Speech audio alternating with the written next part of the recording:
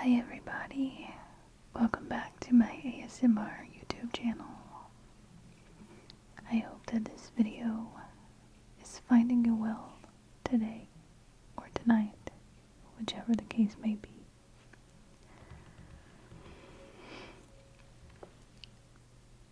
Tonight's video, we are going to get into the 4th chapter of The Wind in the Willows.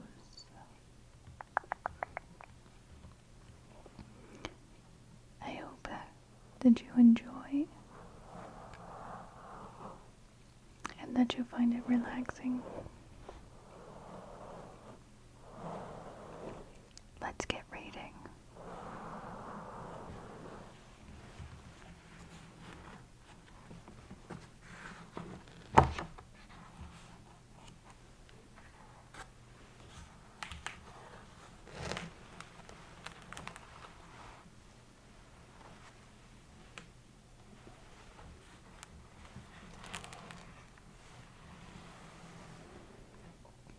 Chapter 4, Mr. Badger. They waited patiently for what seemed a very long time, stamping in the snow to keep their feet warm. At last they heard the sound of slow shuffling footsteps approaching the door from the inside. It seemed, as the mole remarked to the rat, like someone walking in carpet slippers that were too large for him, and down a hill, which was intelligent of Mole, because that was exactly what it was. There was the noise of a bolt shot back, and the door opened a few inches, enough to show a long snout and a pair of sleepy, blinking eyes. "Now, the very next time this happens," said a gruff and suspicious voice, "I shall be exceedingly angry. Who is it this time, disturbing people on such a night? Speak up."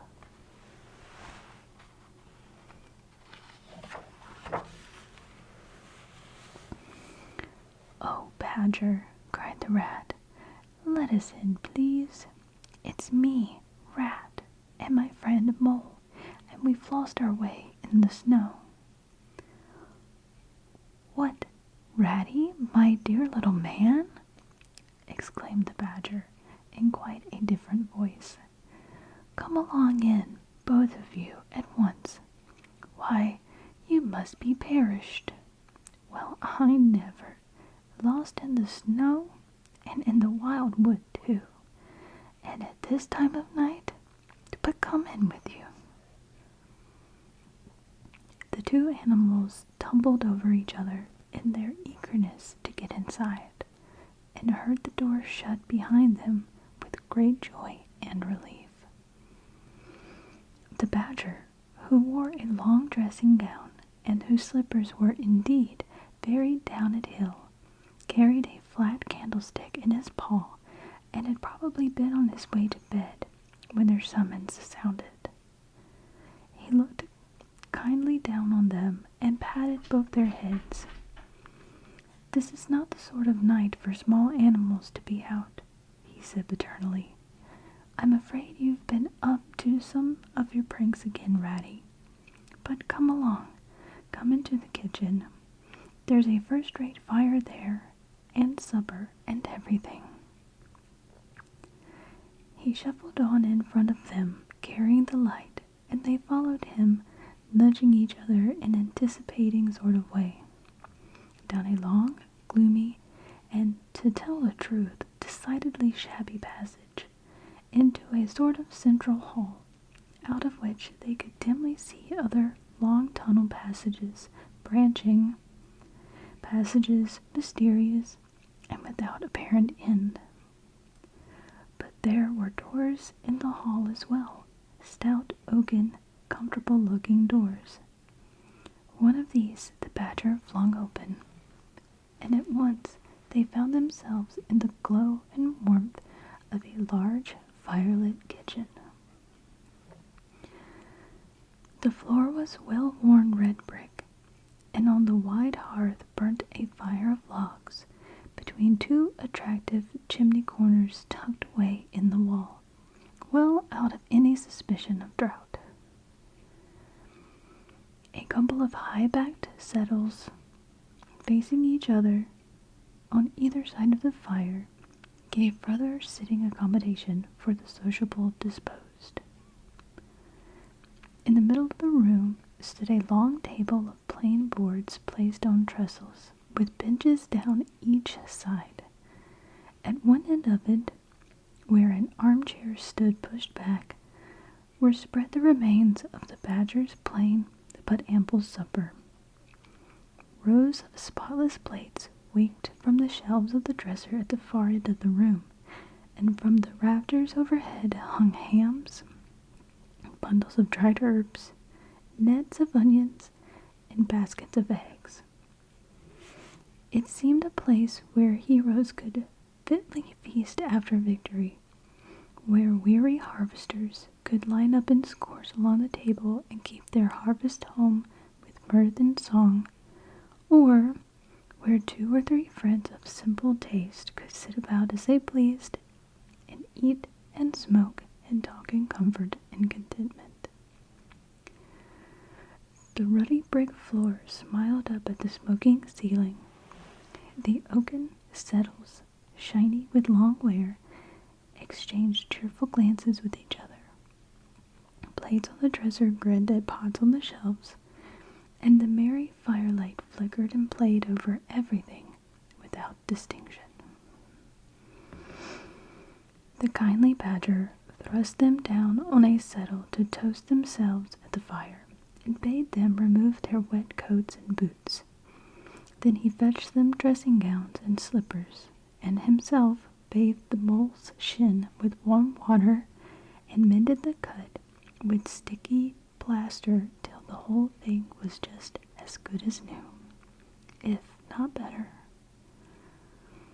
In the embracing light and warmth, warm and dry at last, with weary legs propped up in front of them, and a suggestive clink of plates being arranged on the table behind, it seemed to the storm-driven animals, now in safe anchorage, that the cold and trackless wild wood just left outside was miles and miles away, and all that they had suffered in it a half-forgotten dream.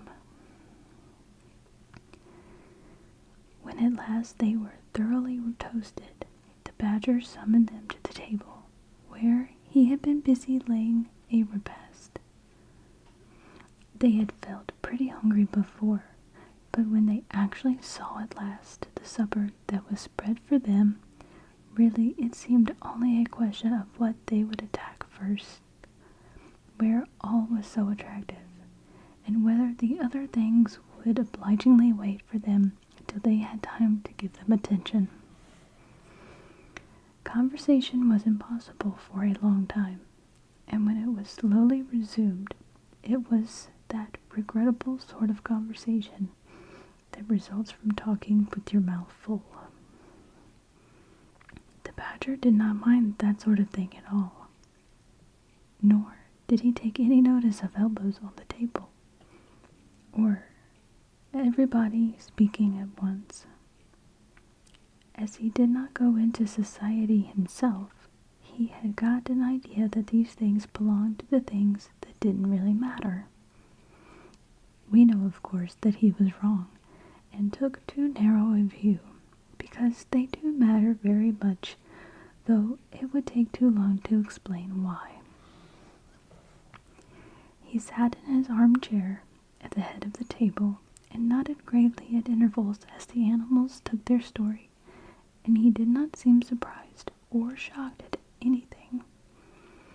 And he never said, "I told you so," or "just what I always said," or remarked that they ought to have done so and so, or ought not to have done something else. The mole began to feel very friendly towards him. When Supper was finally finished at last, and each animal felt that his skin was now as tight as was decently safe, and that by this time he didn't care a hang for anybody or anything. They gathered around the glowing embers of the great wood fire and thought how jolly it was to be sitting up so late and so independent and so full. And after they had chatted for a time about things in general, the Badger said heartily, "Now then, tell us the news from your part of the world. How's old Toad going on?" "Oh, from bad to worse," said the Rat gravely, while the Mole, cocked up on a settle and basking in the firelight, his heels higher than his head, tried to look properly mournful. "Another smash up only last week, and a bad one. You see, he will insist on driving himself, and he's hopelessly incapable. If he'd only employ a decent, steady, well-trained animal, pay him good wages, and leave everything to him, he'd get on all right. But no, he's convinced he's a heaven-born driver, and nobody can teach him anything, and all the rest follows." "How many has he had?" inquired the Badger gloomily. "Smashes or machines?"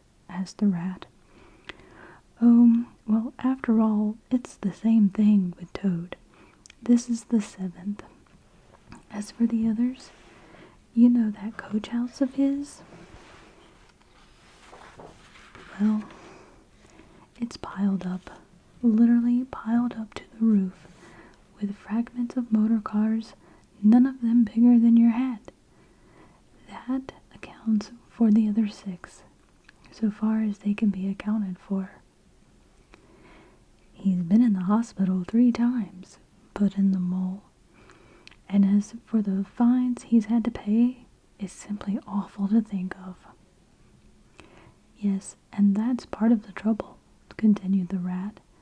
"Toad's rich, we all know, but he's not a millionaire, and he's a hopelessly bad driver, and quite regardless of law and order.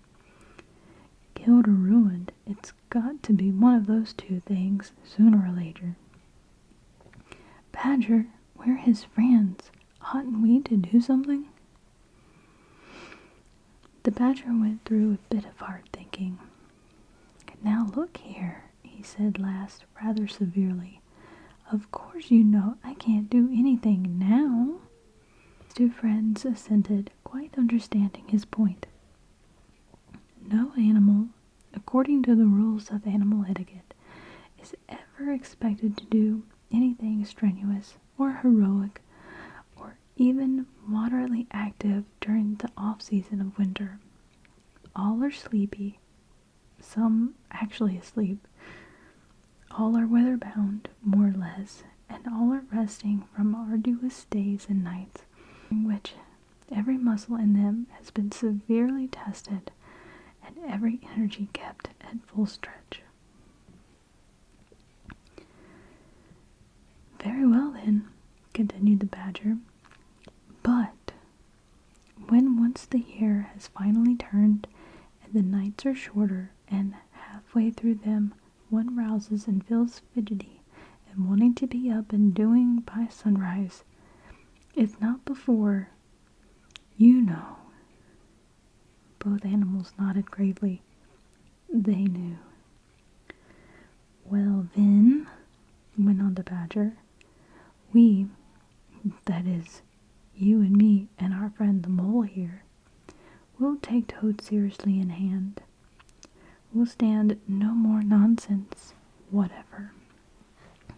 We'll bring him back to reason, by force if need be. We'll make him be a sensible Toad. You're asleep, Rat." "Not me," said the Rat, waking up with a jerk. "He's been asleep 2 or 3 times since supper," said the Mole, laughing. He himself was feeling quite wakeful and even lively, though he didn't know why. The reason was, of course, that he being naturally an underground animal by birth and breeding, the situation of Badger's house exactly suited him and made him feel at home, while the rat, who slept every night in a bedroom, the windows of which opened on a breezy river, naturally felt the atmosphere still and oppressive. "Well, it's time we were all in bed," said the Badger, getting up and fetching flat candlesticks. "Come along, you two, and I'll show you your quarters, and take your time tomorrow morning. Breakfast at any hour you please." He conducted the two animals to a long room that seemed half bedchamber and half loft. The Badger's winter stores, which indeed were visible everywhere, took up half the room. Piles of apples, turnips, and potatoes, baskets full of nuts, and jars of honey. But the two little white beds on the remainder of the floor looked soft and inviting, and the linen on them, though coarse, was clean and smelled beautifully of lavender, and the mole and the water rat, shaking off their garments in some 30 seconds, tumbled in between the sheets and in great joy and contentment. In accordance with the kindly Badger's injunctions, the two tired animals came down to breakfast very late the next morning, and found a bright fire burning in the kitchen, and two young hedgehogs sitting on a bench at the table, eating oatmeal porridge out of the wooden bowls.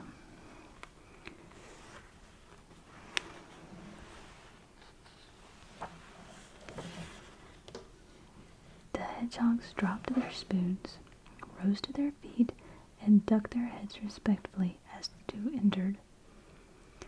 "There, sit down, said the rat pleasantly, "and go on with your porridge.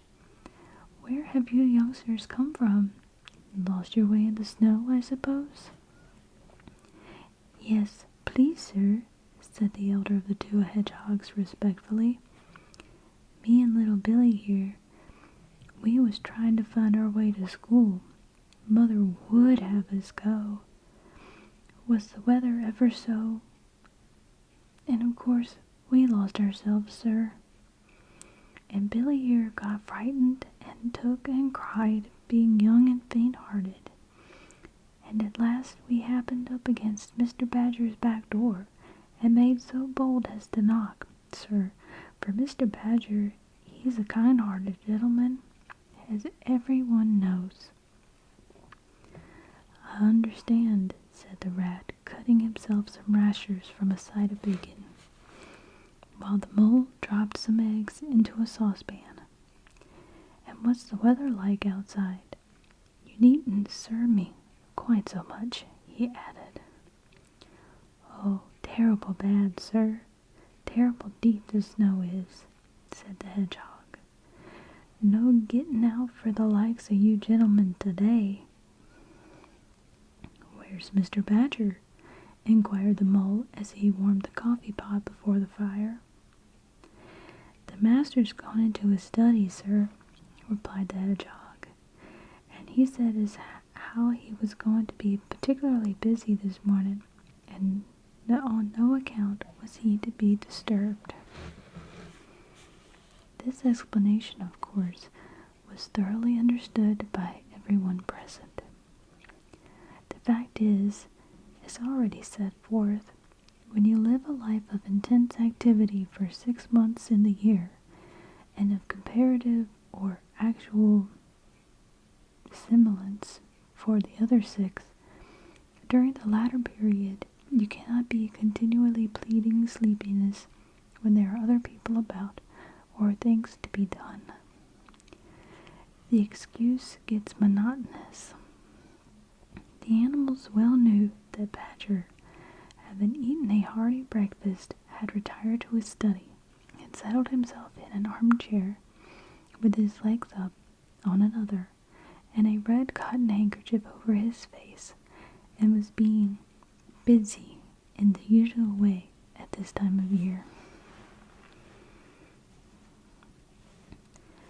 The front doorbell clanged loudly, and the rat, who was very greasy with buttered toast, sent Billy, the smaller hedgehog, to see who it might be. There was a sound of much stamping in the hall, and presently Billy returned in front of the otter, who threw himself on the rat with an embrace and shout of affectionate greeting.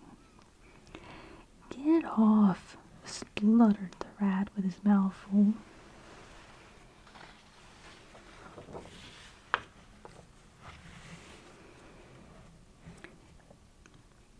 "Thought I should find you here all right," said the otter cheerfully. "They were all in a great state of alarm along the river bank when I arrived this morning. Rat never been home all night, nor Mole either. Something dreadful must have happened, they said, and the snow had covered up all your tracks, of course. But I knew that when people were in any fix, they mostly went to Badger, or else Badger got to know of it somehow. So I came straight off here, through the wild wood and the snow. My, it was fine, coming through the snow as the red sun was rising and showing against the black tree trunks. As you went along in the stillness, every now and then masses of snow slid off the branches suddenly with a flop, making you jump and run for cover. Snow castles and snow caverns had sprung up out of nowhere in the night, and snow bridges, terraces, ramparts. I could have stayed and played with them for hours. Here and there great branches had been torn away by the sheer weight of the snow, and robins perched and hopped on them in their perky, conceited way, just as if they had done it themselves. A ragged string of wild geese passed overhead, high in the gray sky, and a few rooks whirled over the trees, inspected and flapped off homewards with a disgusted expression. But I met no sensible being to ask the news of. About halfway across, I came on a rabbit sitting on a stump, cleaning his silly face with his paws. He was a pretty scared animal when I crept up behind him and placed a heavy forepaw on his shoulder. I had to cuff his head once or twice to get any sense out of it at all. At last, I managed to extract from him that Mole had been seen in the wild wood last night by one of them. It was the talk of the burrows, he said, how Mole, Mr. Rat's particular friend, was in a bad fix, how he had lost his way, and they were up and out hunting, and were conniving him round and round. "Then why didn't any of you do something?" I asked. "You mayn't be blessed with brains, but there were hundreds and hundreds of you, big stout fellows, as fat as butter, and your burros running in all directions, and you could have taken him in and made him safe and comfortable, or tried to, at all events." "What, us?" he merely said. "Do something? Us rabbits?" So I cuffed him again and left him. There was nothing else to be done. At any rate, I had learned something, and if I had had the luck to meet any of them, I'd have learned something more, or they would. "Weren't you at all, nervous?" asked the Mole, some of yesterday's terror coming back to him at the mention of the wildwood. "Nervous?" The Mole showed a gleaming set of strong white teeth as he laughed. "I'd give 'em nerves if any of them tried anything on me. Here, Mole, fry me some slices of ham, like the good little chap you are. I'm frightfully hungry, and I've got any amount to say to Ratty here. Haven't seen him for ages."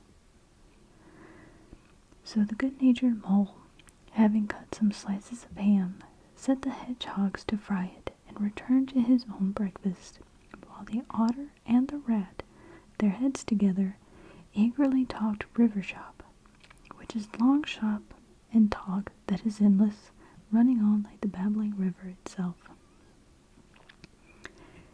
A plate of fried ham had just been cleared and sent back for more, when the badger entered, yawning and rubbing his eyes, and greeted them all in his quiet, simple way, with kind inquiries for everyone. "It must be getting on for luncheon time," he remarked to the otter. "Better stop and have it with us. You must be hungry this cold morning."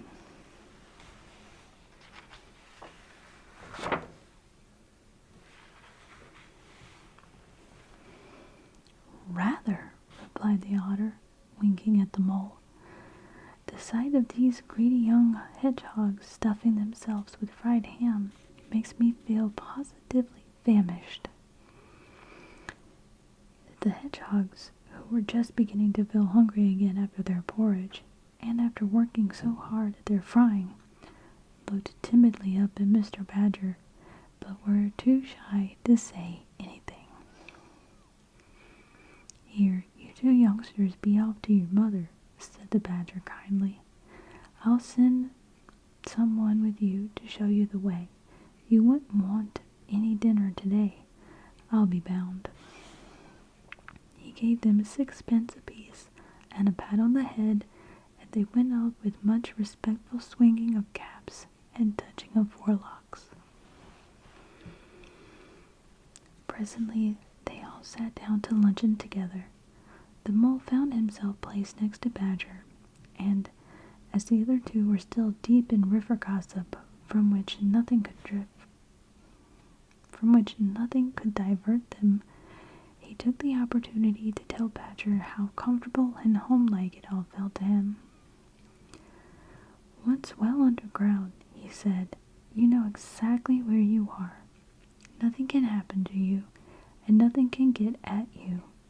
You're entirely your own master, and you don't have to consult anybody or mind what they say. Things go on all the same overhead, and you let 'em, and don't bother about 'em. When you want to, up you go, and there the things are, waiting for you." The badger simply beamed on him. "That's exactly what I say," he replied. "There's no security or peace and tranquility except underground. And then, if your ideas get larger and you want to expand, why, a dig and a scrape, and there you are. If you feel your house is a bit too big, you stop up a hole or two, and there you are again. No builders, no tradesmen, no remarks passed on you by fellows looking over your wall, and above all, no weather. Look at Rat now. A couple of feet of flood water, and he's got to move into hired lodgings, uncomfortable, inconveniently situated, and horribly expensive. Take Toad. I say nothing against Toad Hall. Quite the best house in these parts, as a house. But supposing a fire breaks out, where's Toad? Supposing tiles are blown off, or walls sink or crack, or windows get broken, where's Toad? Supposing the rooms are draughty, I hate a drought myself, where's Toad? No, up and out of doors is good enough to roam about and get one's living in, but underground to come back to at last, that's my idea of home." The mole assented heartily, and the badger, in consequence, got very friendly with him. "When lunch is over," he said, "I'll take you all around this little place of mine. I can see you'll appreciate it. You understand what domestic architecture ought to be, you do." After luncheon, accordingly, when the other two had settled themselves into the chimney corner and had started a heated argument on the subject of eels. The badger lighted a lantern and bade the mole follow him. Crossing the hall, they passed down one of the principal tunnels, and the wavering light of the lantern gave glimpses on either side of rooms, both large and small, some mere cupboards, others nearly as broad and imposing as Toad's dining hall. A narrow passage at right angles led them into another corridor, and here the same thing was repeated. The mole was staggered at the size, the extent, the ramifications of it all, at the length of the dim passages, the solid vaultings of the cramped store chambers.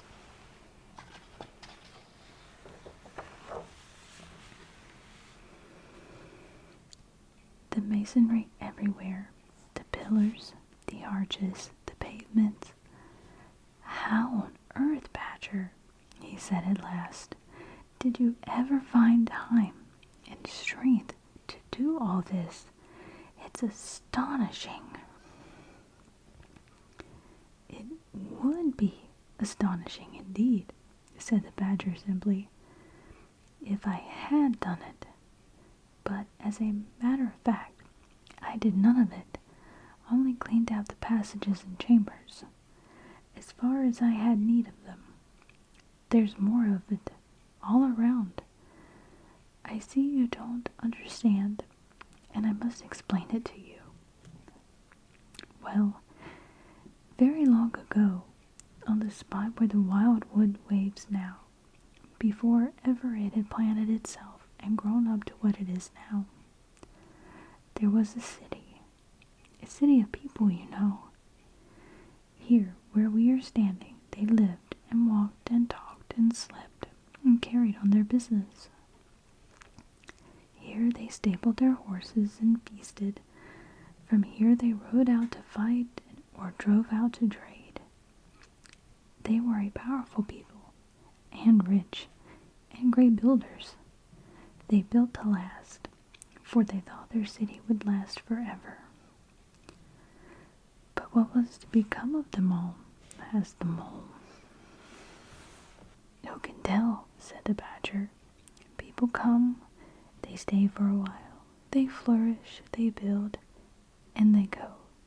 It's their way, but we remain. There were badgers here, I've been told, long before the same city ever came to be. And now there are badgers here again.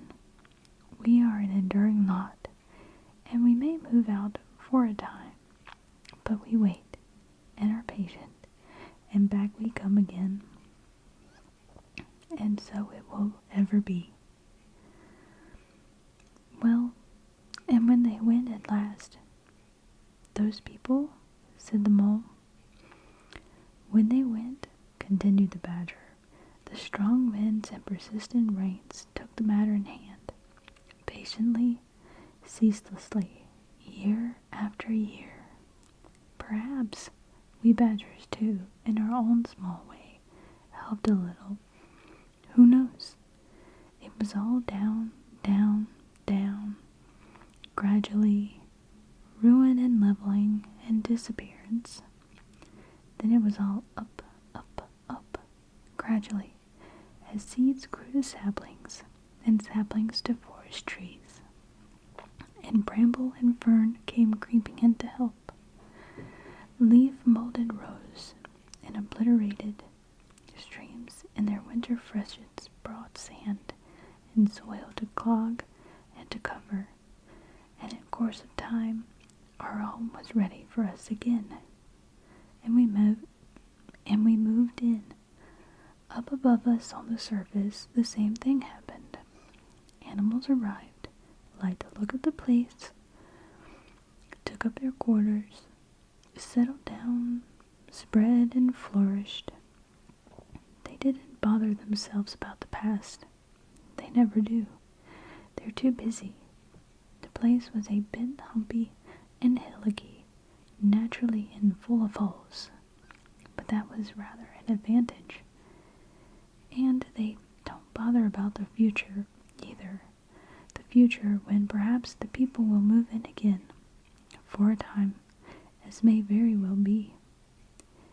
The wildwood is pretty well populated by now, with all the usual lot, good, bad, and indifferent. I name no names. It takes all sorts to make a world, but I fancy you know something about them yourself by this time.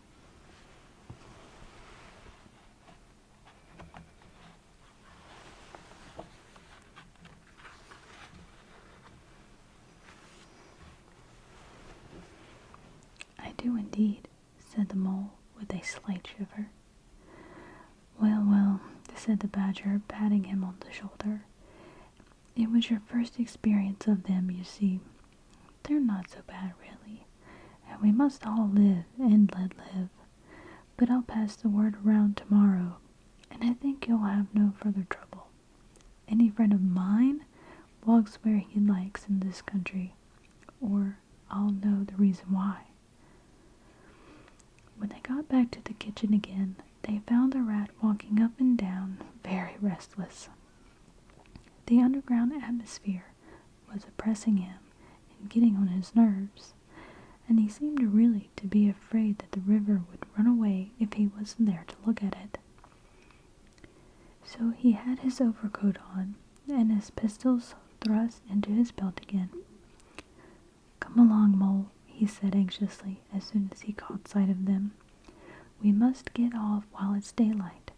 Don't want to spend another night in the wild wood again." "It'll be all right, my fine fellow," said the otter. "I'm coming along with you, and I know every path blindfolded. And if there's a head that needs to be punched, you can confidently rely upon me to punch it in." "You really needn't fret, Ratty," added the badger placidly. "My passages run further than you think, and I've bolt holes to the edge of the wood in several directions, though I don't care for everybody to know about them. When you really have to go, you shall leave by one of my shortcuts. Meantime, make yourself easy and sit down again." The rat was nevertheless still anxious to be off and attend to his river, so the badger, taking up his lantern again, led the way along a damp and airless tunnel that wound and dipped, part vaulted, part hewn, through solid rock for a weary distance that seemed to be miles.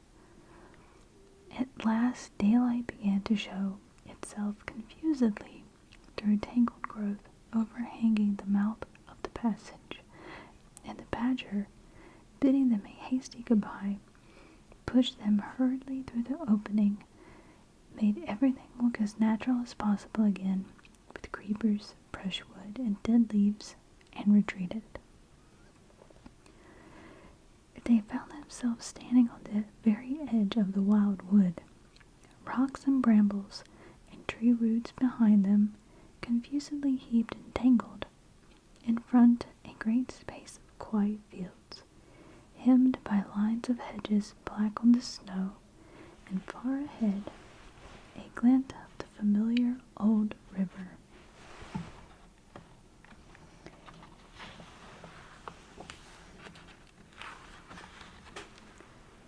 While the wintry sun hung red and low on the horizon, the otter, as knowing all the paths, took charge of the party, and they trailed out on a beeline for a distant stile. Pausing, there was a moment, and looking back, they saw the whole mass of the wild wood, dense, menacing, compact, grimly set in vast white surroundings. Simultaneously, they turned and made swiftly for home, for firelight and the familiar things it played on, for the voice sounding cheerfully outside their window, of the river that they knew and trusted in all its moods, that never made them afraid with any amazement. As he hurried along, eagerly anticipating the moment when he would be at home among all the things he knew and liked, the mole saw clearly that he was an animal of tilled field and hedgerow, linked to the plowed furrow. For the frequented pasture, the lane of evening lingers, the cultivated garden plot. For others, the asperities, the stubborn endurance, and the clash of actual conflict that went with the nature in the rough. He must be wise, must keep to the pleasant places in which his lines were laid, and which had advanced, and which held adventure enough in their way to last for a lifetime.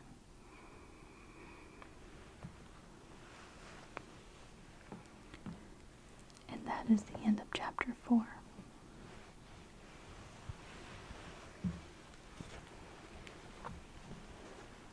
If you've stuck around this far, thank you so much.